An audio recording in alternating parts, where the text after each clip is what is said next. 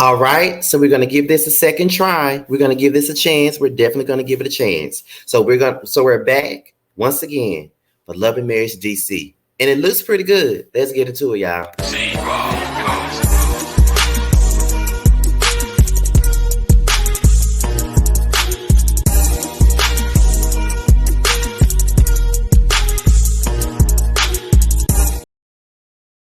And what's going on, you guys? It's your boy Scotty by Nature TV, and you're here for a review of Love and Marriage DC Season 1, Episode 1. Okay, you guys, it is literally Monday morning at 6:58 a.m., and I'm dressed up, ready for work. I woke up early this morning. I couldn't go back to sleep, and I had not seen Love and Marriage DC nor Baddies West yet. So I was like, you know what? Let me just try to do some content before I get ready to go to work. And it's been a long time since I did something like this, but hey, you know, as you guys already know, I'm grieving I'm grieving one of my good friends, Janita Rashawn, and her funeral is today. Unfortunately, I cannot be there. However, yes, I'm grieving, and I know that I did not do a lot of content last week, but this week I'm back in full force. So I'm back, and I got to get some stuff done this week, okay? Because I know y'all, I didn't do anything for 4 days. So I'm back again to give y'all the content or whatever. And this review is already like 2 days late anyway because I was out of town. So yes, that's pretty much the gist of that. So yes, so I'm back. And I'm doing this right before I go to work. Hopefully, I can also get my Baddies review done before I go to work. So when I get home from work, I can have other things to do right before the panel. Okay. Now, before we get into the review, however, let's talk about what we got coming up. Now, the Whether You Like It or Not reality TV panel, which is the season 4 Potomac edition, it will be on my channel tonight. The link is already available. All you have to do is go to the playlist for the Whether You Like It or Not panel, and it will be there. Okay, so make sure you guys tune in. Tonight we'll have a special guest. He was on the panel a couple of weeks ago, a special guest by the name of Aaron Wiles out. So make sure you guys tune in tonight at 9:15 Eastern right here on Scotty by Nature TV. By the way, your boy just hit 40K last night. Shout out to Mims, Make It Make Sense, one of my dear friends that's on YouTube. He invited me on his platform, and he was adamant about me hitting my 40K last night, and I hit it, and I'm definitely thankful to all of my new subscribers. I'm thankful for Mims for doing that, and also shout out to my homegirl, one of my big sis, Jamie. That's me. We both hit 40K yesterday, and I am very excited for the both of us. So shout out to the both of us. I think that's pretty much all of the church announcements that we got. Okay, so let's go ahead and get into the review. So we're gonna open this thing up with Quicksilver. Now, I did not watch this full season last season. I only did like maybe the first 2 or 3 episodes, and then I stopped reviewing it and then started watching the show, but I only kept up with the clips on the show. So apparently, as you guys already know, earlier last year, we was talking about Monique Samuels and Chris Samuels being separated. It was all over the blogs. Everybody was talking about it. And now it came up on Quick's show. Now, at this point, Quick doesn't even know anything about Monique and Chris's separation. They don't know anything about it. He said that he hasn't talked to Chris in a while, so he really doesn't know what's going on. But you already know that was a hoax anyway, y'all. Remember that, right? Remember when we were all on live and the news came out and everybody was talking about it, and it was just like, girl, did you hear about that? Did you hear about that? Did you hear about this? Do you know what happened? Blah, blah, blah, blah, blah. And it all turned out not to be true because she turned around and said, no one is separating. That never happened, blah, blah, blah. So my thing is that why was it all over the damn blogs and everywhere else if it never happened? Something had to go down and somebody had to find out and somebody had to leak it to the blogs. That's what happened. All this lint on my head, Lord have mercy. But somebody had to tell somebody, and that's how it came out. So something had to happen. You just don't want nobody to know. Okay, so that's just what that is, but okay. And then they were filming at the time. And let's remember, Monique and Chris were filming at one point, but when those separation rumors came out, they stopped filming. Okay. So then Ashley and Arena, they was discussing the separation. You know, they was talking about how Monique and Chris are going through what they're going through. And then, Ashley was sitting there spilling all the tea. She was saying, they got a big ass house in Potomac. So they got one wing and another wing, and they can really separate from each other and just be on one side of the house and she be on another side. But apparently they want to have separate wings in Maryland, basically meaning they're living in separate homes in Maryland. That's what's really going on. And I'm like, ooh, Ashley's spilling all the tea because, Monique ain't going to spill the tea like that. But Ashley's spilling the tea, honey. So she started talking about Quick.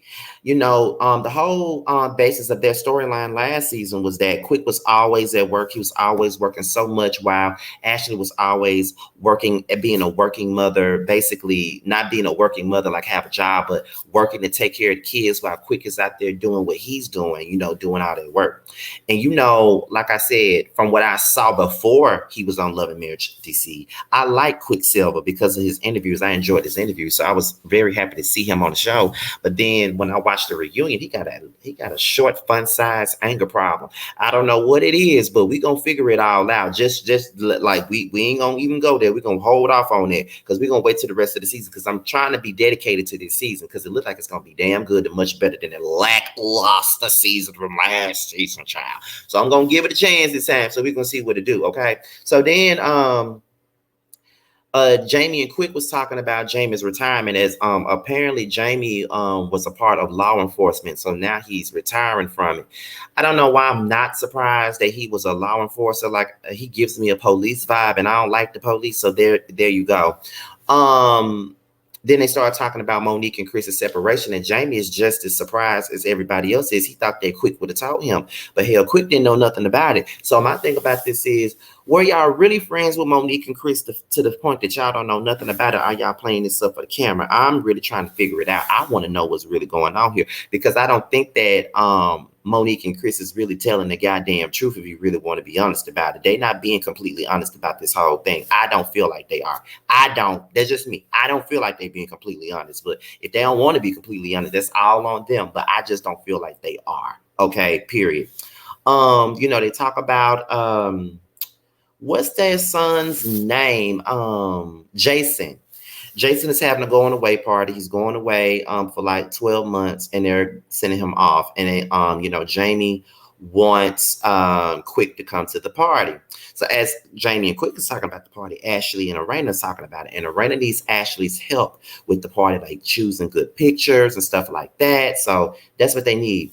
Lil Jamie and Jamie are not speaking, which is what Arena is telling Ashley. Then Jamie and Quick starts talking about Lil Jamie's legal issues and how he ain't got no job and how he's looking for them to pay for it, like a speeding ticket or something like that. And he feels like he has a lack of passion or a lack of get up and go about himself. You know what I'm saying? I don't know.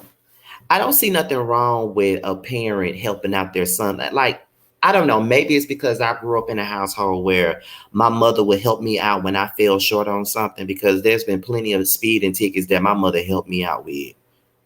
Okay. Like, she helped me out with a lot of shit, like stuff that I didn't want her to help me out with. So it's just like, I don't see nothing wrong with, just because you're 26 don't mean that, you can't help them. It's just $120. Like, shit, what you talking about? But, I understand it though. At the same time, they feel like, you ain't got no job, you need to go out and get one, but it's kind of like, but the thing with Jamie is he wants to control the whole situation and make it all about what he wants his son to do. And it ain't about you, it's about your son. And if your son don't want to do what you want him to do, being that he's 26, he don't have to do that. You saying that at 26 he need to do stuff for himself, that's true. So if he don't want to work as a security guard or doing all that extra shit you want him to do, then that's on him. He ain't got to do it. And that's just it. That's how I feel about it. But what do I know? I ain't got no children. I never had none. So it is what it is. Ashley and Arena, they was talking about, Lil Jamie being on probation and how he feels as though, he feels a bit entitled. But that's also what happens when you spoil a child too at the same time. Like, you can spoil a child but still have some reinforcement. And I feel like they never really had any reinforcement. They only decided to shower their child with gifts, but not shower him with the responsibilities that he needed at the same time. So that's probably why he feels entitled. But I mean, who knows? I don't know. I'm trying to look at it from both ends. But Arena wants them to fix it because she's sick and tired of the sick and tired. Tired of them arguing. Every time she turn around, they arguing about something all the time. So she's tired of it and she wants them to let it go. To be honest, I don't blame her. Let the shit go, period. Okay? So We get into Joy and Clifton. Now, listen, this is coming from a person who has never watched Ready to Love a day in his life. I know all my friends watch it, like Sakina watch it. I think at one point T was watching it. You know, Jamie watch it, Bundy watch it, Niecy watch it. All my friends watch it. But I never watched Ready to Love. I don't even know what that show is about. So this is me looking from the eyelids of someone who's never watched that show. So if there's something that I'm missing, you can tell me in the comments. But once again, please believe and please remember that I ain't never seen that show before. So please don't stone me for it. I ain't never seen it.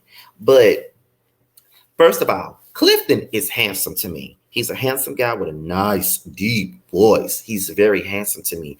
And I enjoy as a pretty lady. They met on Ready to Love. And after they met on Ready to Love and they then got engaged on national TV, now Clifton decided to do what most people should do when they get brand new fame on reality TV. He decided to come out with a beard brand. He got some beard oil and, you know, he got a nice little beard on him. And so he wants to, you know, now he's pushing out his brand, which is something that you're supposed to do when you have a platform. Like when you get that new fame, you got to come out with something, a product, something that's very passionate for you, something that you really care about. And he got a beard, so he really cares about the beard and all that other shit, making sure the beard look good. He cares about that, so it is what it is. Go ahead, do that.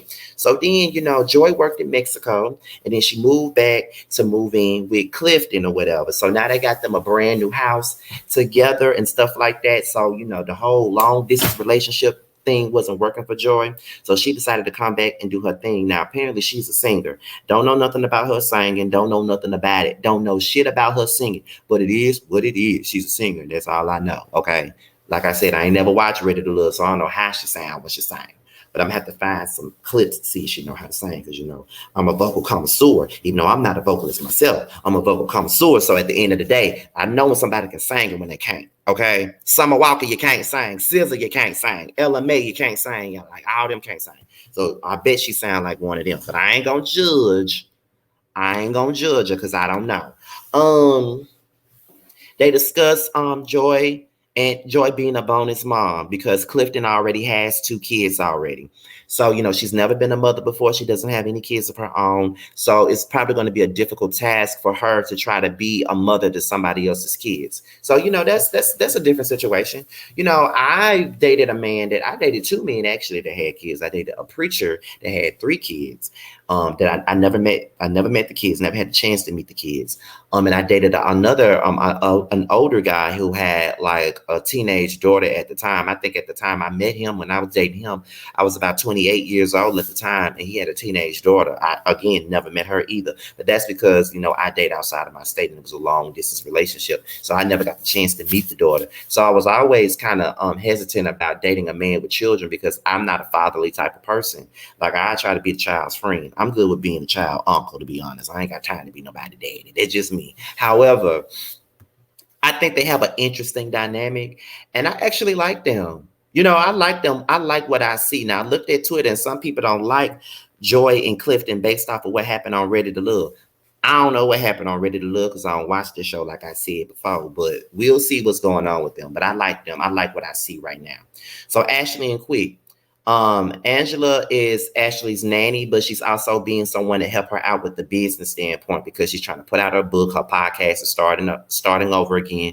So she needs a little bit of help right now. And Ashley's doing the right thing too. She, you know, she was just a stay-at-home mom, you know, just being a wife to Quick and being a mother to their children. And now she's an author, and now she got a podcast out, and now she's doing different things, doing things that you're supposed to do when you have a platform. So keep on doing your thing, Ashley. And for whatever reason, I like Ashley. I know that she could be a bitch. I know that from what I've seen. I know that she could be a bitch, but I like her. I don't know what it is, but I think I like Ashley. But this is just me going off of the first 2 episodes that I saw plus the reunion. I didn't see the rest of the season, and a lot of people said that Ashley was a mean girl. So I got to keep watching this season to really pinpoint whether I like her or not. But I actually do like what I see from the little bit that I did see.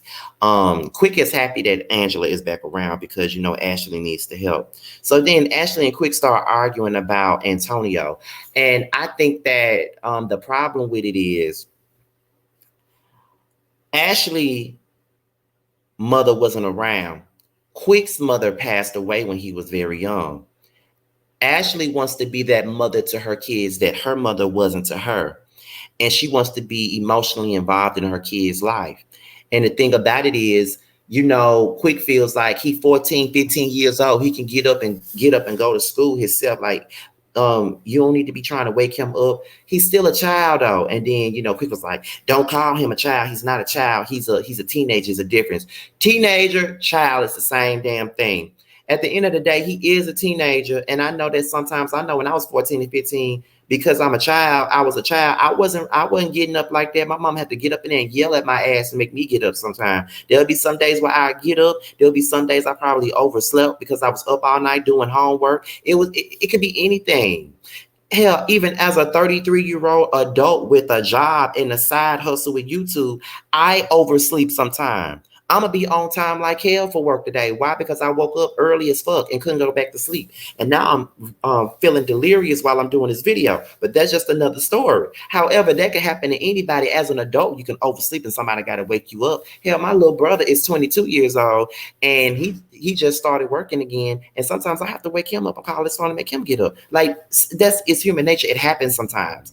But a lot of parents feel like you have to, you need to make a child suffer, you know what I mean, in order for them to learn something. That ain't the way to do it. And I just feel like Ashley is just really being a mother. But, like I said, Ashley was the type of mother that mine was. I wouldn't say that my mother babied me or my mother coddled me at all, because a lot of the things that I got it on my own. Now, there were a lot of things growing up that my mother absolutely did for me. And like I said before earlier, like even as an adult, there's things that my mother would do to pick up the slack when I fell short on something, because it ain't like as an adult and I'm still at home. It's not like I live here and I live here for free and I don't pay no damn bills. There was a time where I was paying every fucking bill in the house by my damn self. Okay. So, it's a give and take for me. So at the end of the day, I think Quick is doing too much, period. And then every time they argue about stuff, he hurries up and leave. But I felt uneasy about the conversation that they were having about Lil Jamie, like referring to him as a bad child or whatever.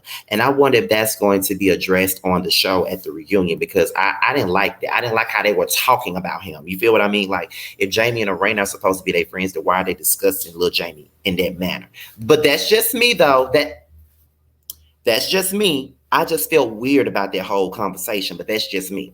So we're going to go ahead and go into the going away party, because that's really the end of the episode. So we're going to go ahead and go into the going away party. Now, Joy and Clifton arrive, and I guess Arena knows Joy, and Joy is also one of Ashley's friends. So, go figure. She likes her. They want to know where Lil Jamie at. Arena don't know if Lil Jamie even coming to the damn party. Then Monique not coming. And Arena is upset that Monique isn't coming to the party. At this point, I guess they know now that Monique ain't filming. And Ashley went to Twitter and said, for those of you who keep asking, the reason why we keep on talking about Monique is because she was supposed to be filming the show. Boom. Joy was talking about they was doing something for Ready to Love as a single mother, and she was speaking, and Ashley was like, but you're not a mom, so how can you speak about single mothers? And then, I actually agree with Ashley. Now, of course, it came off like an asshole ass comment for Ashley in the manner to which Ashley said it, but she had a point. She's not a mother, so how can she speak to single mothers about anything, honestly? You feel what I mean? Because, her whole point was, I'm not a single mother. I've never been a single mother. So how can I get up there and speak to a single mother? If I'm a single mother and someone's speaking to me, I'd rather for another single mother to speak to me as a single mother. So I get what Ashley was saying. But then Clifton came in, baby, and he shut that shit down. He said, well, what matters is that she's doing it. So congratulations to you, baby. And I'm just like, ooh. All right, shut it down. So then Ashley invites them to a party that she's having. And then Arena has an emotional speech about Jason. And she starts crying and stuff like that. She said, I love all my kids, but Jason is my heart. And I think it's a specific reason why, there's some kids that, have a parent's heart. Because, it could be the things that he's witnessing and dealing with and stuff like that. That may be why. Lil Jamie arrives at the party. He's there to support his brother, and he encourages his brother not to make the same mistakes that he made, right? So then Jamie comes into play and wants to confront him about it. He confronts him about the text message and stuff like that, about why you saying that the family don't do nothing for you and stuff like that, and why do you cut everybody off when you don't get your way?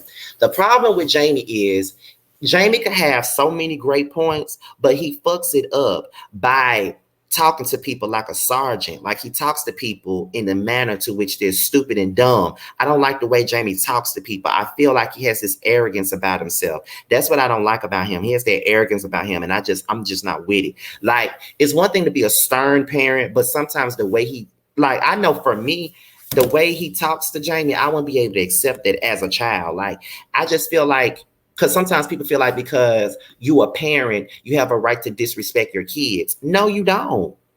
No, you don't, because even with me and my mom, like me and my mother are like this, but if I feel like my mom are doing too damn much and I feel like, not to say put her in her place in a sense, because that's not what I'm saying, but if I feel like my mom needs to know, I'm like, girl, like what the hell are you doing? Like what are you like what you doing? Like, you need to stop that. Like, stop doing that. You feel what I'm saying? Like that's the type of time that I be on. But I don't disrespect her. I hold my mother accountable when she's like in the wrong for something. And sometimes parents don't like that, but it is what it is. I'm gonna tell your ass when you're wrong. And if you don't like it, that's on you. However, whatever.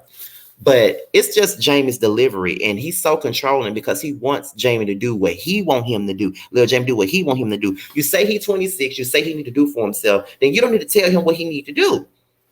If he don't want to work as no damn security guard, he ain't got to. He can find something else to do. Let him find his own damn job. You want him to get a job so bad, but you want him to get a job that you want him to have. No.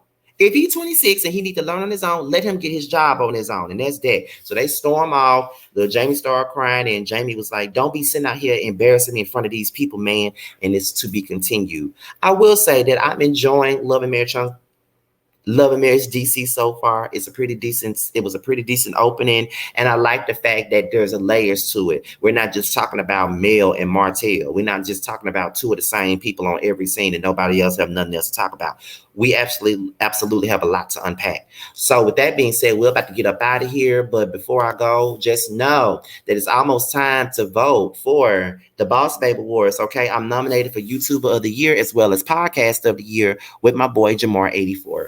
The voting starts on February the 1st, and you guys will know all of the details on February the 1st. So make sure you guys be on the lookout for that. All right. With that being said, you guys, this be your boy, Scotty by Nature TV. Be sure to like, rate, comment, subscribe, and share this video. And also click on that notification bell so you can be notified whenever a video drops. If you want to follow me on any form of social media, my Twitter, my Instagram, and my TikTok will be down below. With that being said, you guys, your boy's out here. Until my next video, I will holler at you guys a little bit later. Bye, y'all. What's up, guys? What's up, guys? It's your boy Tremel. I just wanted to say that I have a new project that's out. It's called Mixed Feelings. It's on all streaming platforms. I would hope that you would go and check it out. It's a really good feel of an album. It's got everything you need and more. It's got R&B, it's got a little bit of pop, it's got a little bit of hip hop. It's everything that you need and more. It's out all streaming platforms, like I said. Please check me out, and you can also follow me at IAM_Tremel. That's IAM_TRAMEL. Check me out. I hope to hear from you.